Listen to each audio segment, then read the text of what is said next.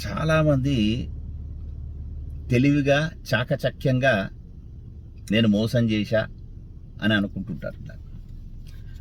అయితే ఇందులో ఒక విషయం గమనించాలి. దీని అర్థమేందో తెలుసా? చాకచక్యంగా నువ్వు మోసం చేసుడు కాదు, నీ అర్హత కంటే నిన్ను ఎక్కువగా విశ్వసించినందులకు నీకేమనిపిస్తున్నట్టు నువ్వు మోసం చేసావు అనుకుంటున్నావు.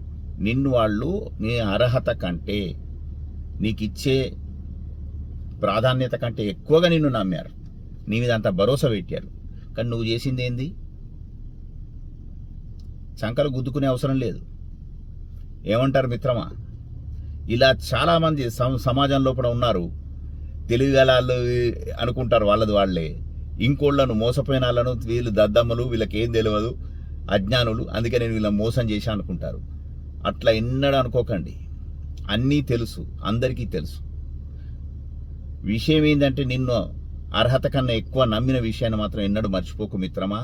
మోసం ఎవరైనా చేయగలుగుతారు, కానీ స్నేహాన్నైనా, బంధాన్నైనా, విశ్వాసాన్నైనా కాపాడుకునేటటువంటి వాడే మనిషి. మీరు కాదంటారా? కామెంట్ రూపంలో తెలియజేయండి. Thank you.